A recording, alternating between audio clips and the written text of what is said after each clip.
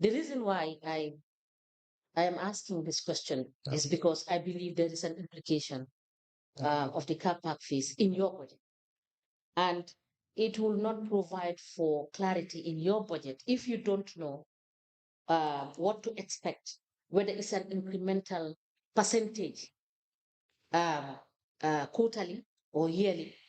You will not be able to do a proper projection in your budget. So therefore, it is going to be a problem for the council. So it's a fixed amount they give us, I think 2 million every 6 months. So it's 4 million per council per year. So is it a flat rate? It's a flat rate they give us, which we believe is not fair for the bigger councils. Before we came, the councils used to collect it directly. And I believe if you talk to the former finance directors, KMC used to collect more than 20 million from car park fees.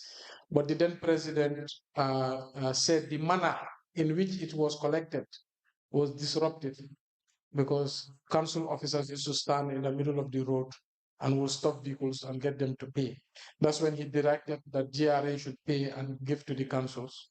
But then when that happened, KMC lost big time because now they are sharing it equally amongst councils and we get 4 million back. All right. The next question is that is noted. Then what is your what is your what is your opinion? Is it what is your opinion with respect to the car park fees? Yeah, so I believe it should be paid to councils through the police. I think the manner in which it's collected is orderly, but there should be more transparency and it should be paid according to the size of the council. So one of my suggestions was when vehicles come into this country, one problem you have, they're all registered at the time BJL, but 90% of those vehicles do not operate within the Banjul area. So why not number plate vehicles according to the resident of the owner? So in that way, we will know how many KM vehicles pay car park fees to KM, how many URR vehicles pay car park fees to URR.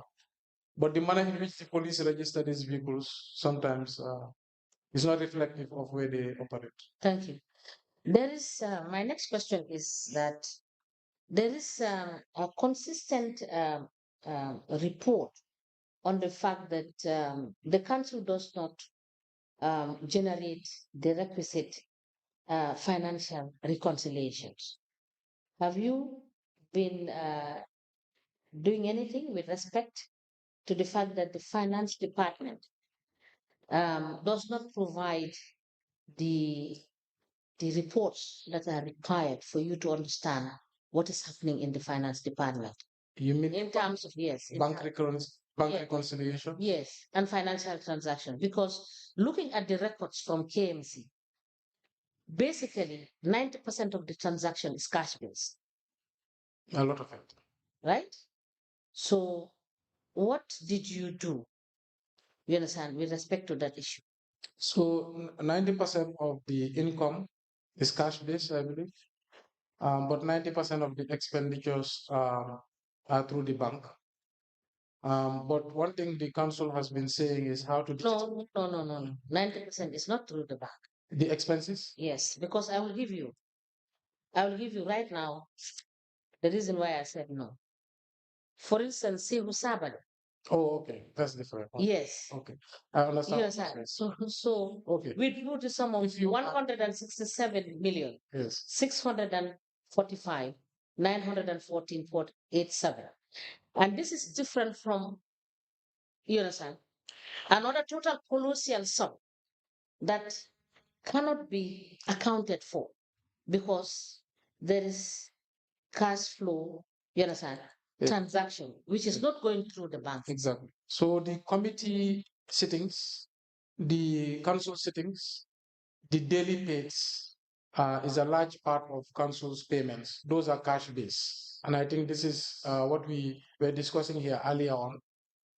The daily pays is the manner in which the setup was made, where you're looking at day laborers. But recently we resolved to move all of them to bank at Una Express. We passed the General Council resolution, I believe, sometime earlier this year, because we had the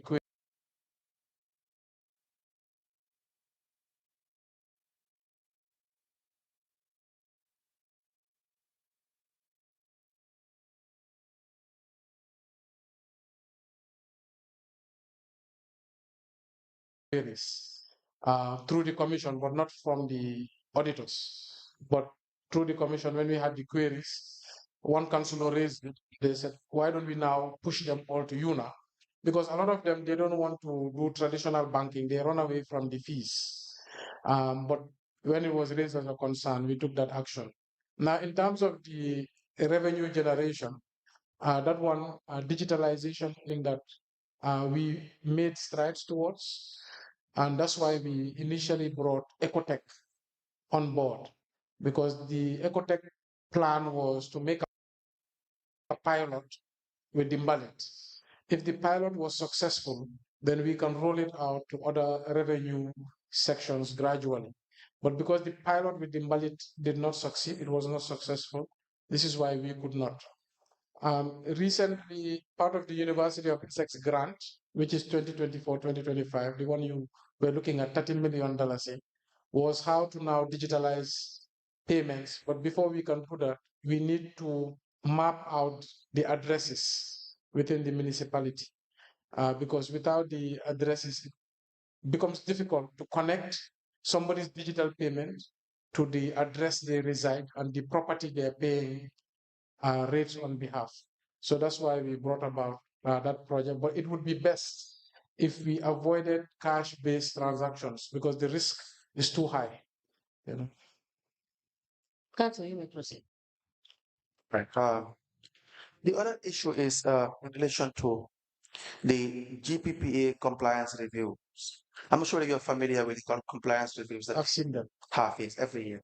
Now, what is Council's approach in relation to addressing the problems in these compliance reviews?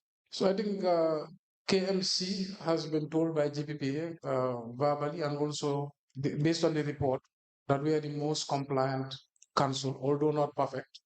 But we've been gradually trying to improve our procurement processes. And like I said, based on the FPAC, when I sat there, I think 2 years, 3 years back, and they were not happy with the Auditor General's report, maintenance, bulldozing were not taken to GPPA because council was under the impression that each transaction was below the 500,000, so therefore we can buy from whoever. But they said no.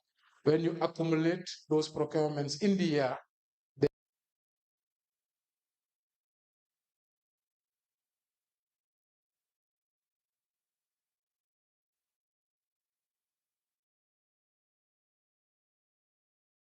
they are way above the threshold, so they must be procured via GPPA rules through tender. So we changed that. Now our bulldozing, now our fuel and lubricants, now our maintenance is now tendered. I think this was done in 2023. Okay. Another important thing about the procurement, which mostly institutions will overlook it, is evidence of procurement itself. For instance, if you have to say you've procured, let's say, 5 tablets or phones, there has to be evidence of the procurement itself. And the regulation is such that there should be a receipt note to show that the goods that were procured were received. So for instance, if I look at the report on the 15th of February 2021 for the compliance review for the year ended 31st December 2019, you will see that the total, and this makes sense with respect to your interaction with FPAC, the total procurement activities that were carried out, the value is 76 million, 76.7. Now, out of which for RFQ, we have 44.8 million, single sourcing 14.6, and then you have open national tender 8 million, 8.5, and restricted tender 8.9. But if you now come to some of the queries by DVA on page 26, for instance, where you have the sampling, they will give you some samples of procurement activities. You will see the procurement of office equipment. The amount is 45,850. the non-compliance. Like, for instance, brand names. They're using brand names in relation to these activities. So this is a problem because then you are excluding some suppliers, potential suppliers, and then you may have the people that carry out the procurement activities may have their own preferred suppliers. So in subsequently disadvantaging others.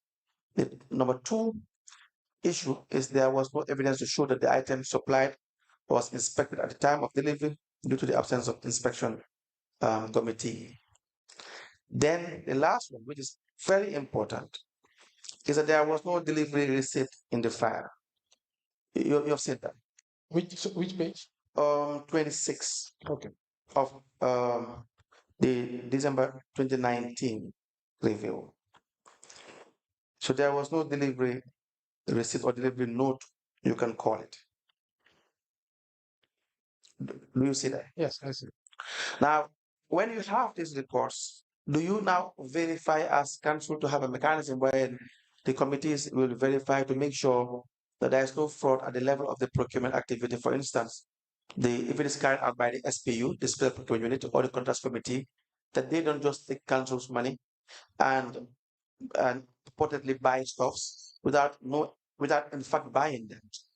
Yes, so the committee that deals with this a lot is the accounts committee. Right. Actually, when I left the commission last week, I believe I arrived at my office and all my furniture was serialized. Right. So they are implementing the fixed asset register. But these are lapses, like you said, that when it comes to the council, we pass it to the corresponding committee. But there should be a delivery note and there should be verification of delivery. Yes. And also, when it is time to auction, because we've conducted auctions every year, you have to now refer to the actual serial number of the item you are auctioning. So you can now account it as salvage value in your books. Yes. But usually the accounts committee is the one who verifies. Okay. Yeah, I read it up because it's a problem for instance, when I see the national audit reports for all the area councils, you realize, for instance, when they say they procured 5 ACs and 10 tablets and so on and so forth.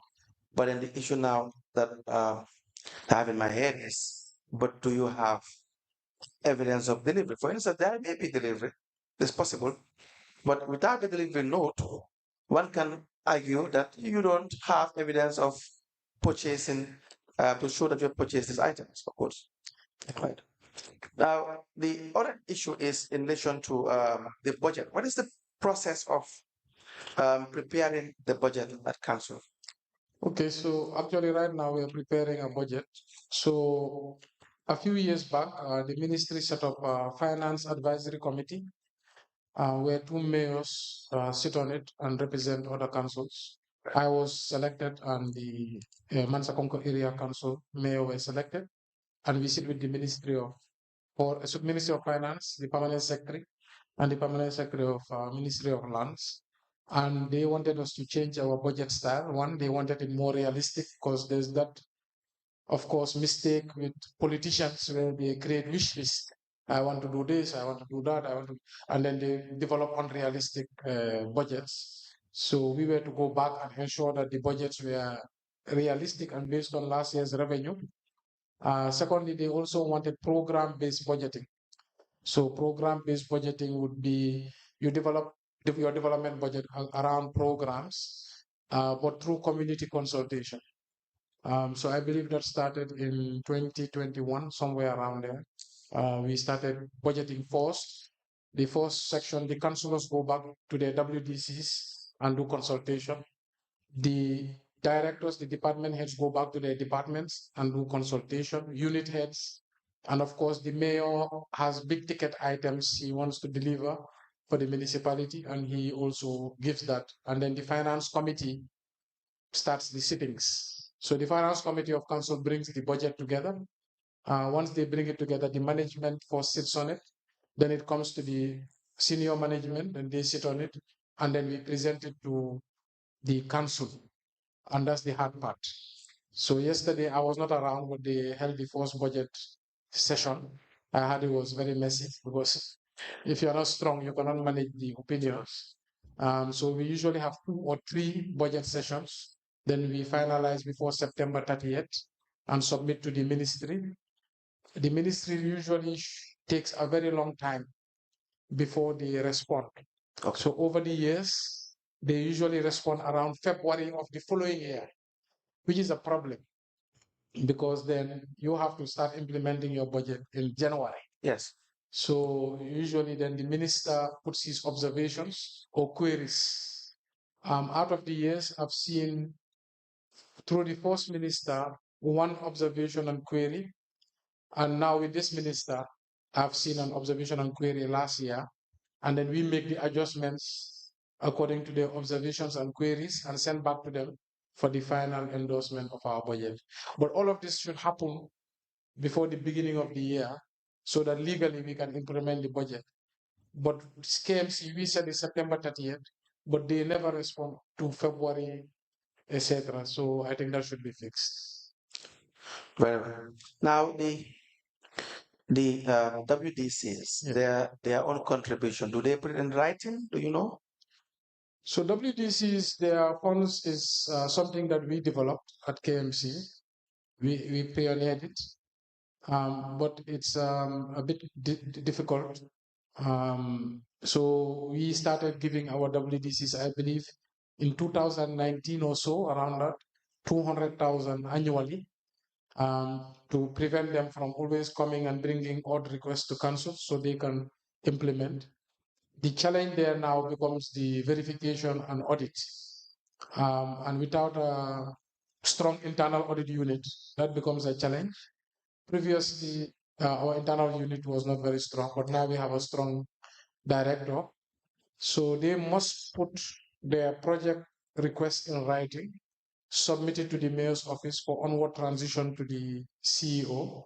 Then the CEO does the verification, then disbursement. Usually, they disburse 50% at the beginning of the year. If they retire that 50% or it is verified before the last 50% should be given, but the CEO has the discretion because he has to account. So a lot of the time, there's a lot of fights with him that come to my office, but the story is the same. You have to account for the funds Yes. that are given to you, and there must be verifications before you outsource. So last year, I tried to bring a new system, but I was voted down. Last year, what I was saying was this WDC issue fund can become very controversial. So what I would suggest, the councillors design their projects and we set up a implementation committee. And that implementation committee can implement. And then after, the councillor should be interested in the project and not in the funds. But unfortunately, I was voted down in council. That was going to be my next question. Yes. How does council intend to monitor the implementation? Because then, from what we've seen from Basset down coming up, that if you leave it entirely with the WDCs, there's a high chance that it would not go the way you want. And so if that is the case, probably one can say it is funds wasted through one way or the other, whether it is through fraud or misappropriation of funds, it's called fraud, or just misplaced priorities, you name it. And so without that monitoring mechanism, we keep on giving every year, and then it is more of a routine and obligation on council than actually making sure development is registered. And so when you go around for your mayoral tour also, you will see that there would not be development which will match the level of finance that was probably given some. I mean, and this all for all the area council. We see every time, every year money is given, but then the level of development is different. I agree. So I believe in the decentralization policy, meaning to empower local governments and local governments to empower their WDC. Right. But there's not a deliberate effort to capacitize the local government areas. I am for giving communities some funds to manage and implement community-based projects, but they need the capacity. They need the prerequisite capacity. So what we did in 2019, for the first time, we opened offices for all our WDCs. After opening offices, we hired secretaries to be posted at all the WDCs. We also bought computers, we bought printers, we gave them internet. And this was an effort to try to capacitize the WDC to implement their own projects. Because the idea was over time, we can give them a big chunk of the development fund, right, and let them do direct implementation. But I am very careful. I always measure their capacity versus giving them these funds. That's why I believe until they can have the capacity, the administration should implement directly. But like I said, it's a democratic process. So last year they created a WDC fund policy. In the fund policy, I was advocating for centralized implementation. And of course, all the councillors were advocating for decentralized implementation. So I was unanimously voted against. So I have to accept it. But I think there must be a deliberate effort from the ministry to create regulation around WDCs and how to empower them and how to capacitize, because the whole idea of local government is grassroots, and they are closest, so they know they have the highest impact. I believe that. Yes. But they must have the capacity. Yeah, I think if they have the capacity and they are well equipped, that is just halfway the problem solved, right? But the human being needs to be also monitored. Yes. There has to be some form of monitoring scheme wherein, because no matter how capacity they are, no matter how really effective they are in relation to being able to to to, to perform certain functions, right? But if you don't monitor them, it is to the average human being, it's like they're having free money. And so unless you have a mechanism wherein there's an eye overlooking what they are doing, and they will report to a higher body, they may not perform well. So the idea of decentralization from government to area councils and then to WDCs may fail along the way, even if you enhance the capacity, but there is no proper regulations like you have outlined to monitor and to be able to guarantee results. This would be a problem. Yes. So one of the issues you have at the WDC level is that the legislator is part of the WDC. Yes. And in many cases, the chairperson of that WDC. Right. And eventually, that legislator is the oversight body at the highest level, at the council level. So there must be a separation at the WDC level between the councillor and the administration of the WDC. Yes. So the councillor can hold them to account. But if the councillor is part of the WDC, it defeats the purpose. It defeats the purpose entirely. Asked, Mayor Bensouda, what is your understanding about the 40-60 ratio as provided for in the Act? So and how is KMC implementing that as per what is provided for in the Act? Yeah, so we respect the 40-60 very much. It's one of the key features of our budget, but it's very difficult to balance. Yeah, it's always a problem. And the biggest problem is terminology. What would you consider part of your development fund? And what would you consider part of your administrative fund? Sometimes the lines are blurred.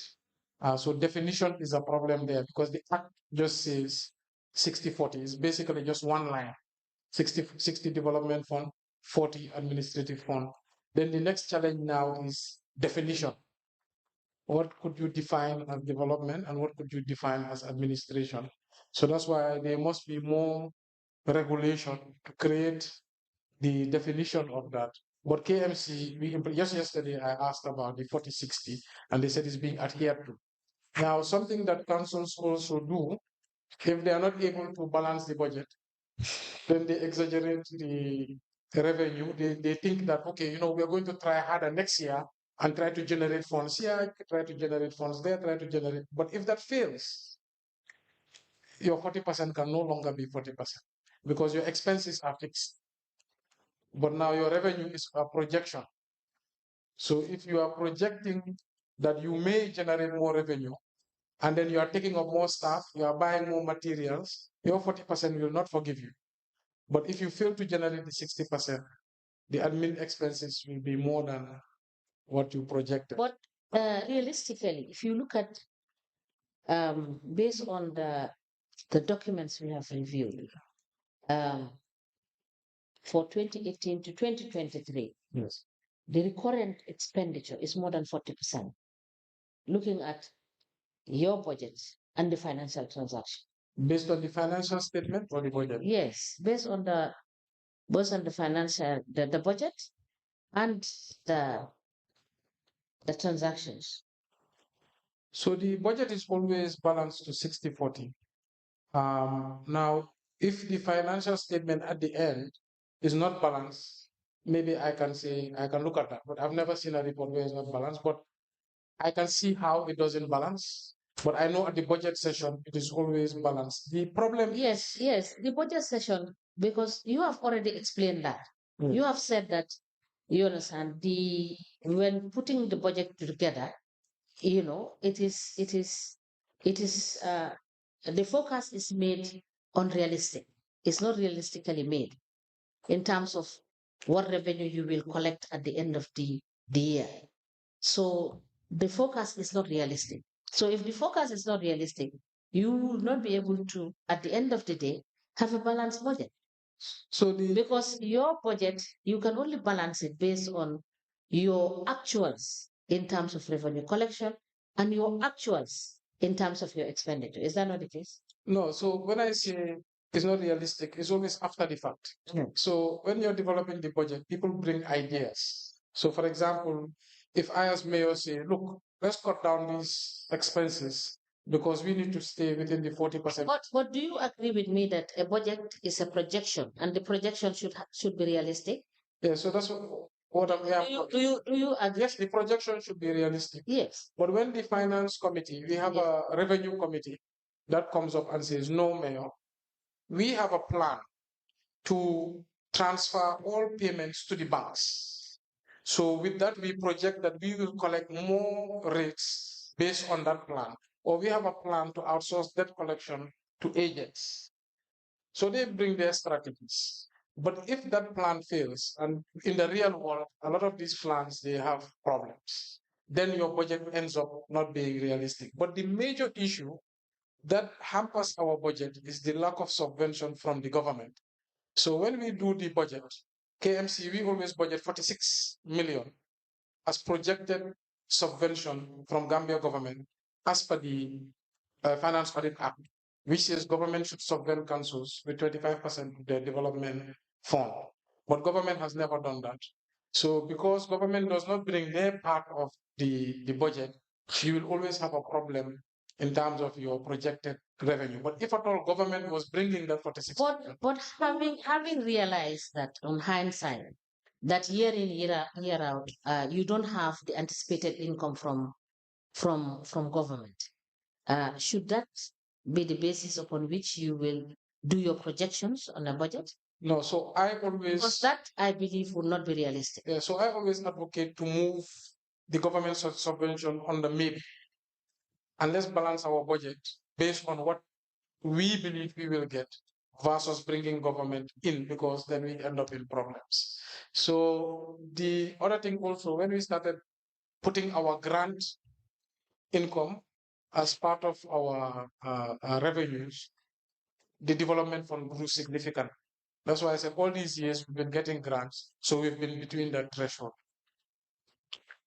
Council, you may proceed. Yes, that's all for the first half. We have Mr. Diba, who is giving a statement for the vouchers we just got yesterday, and then the witness probably can be back for the last session. In the afternoon. Yes. Okay, we may rise. What time is the last session? Oh, no. Yeah. After prayers. Like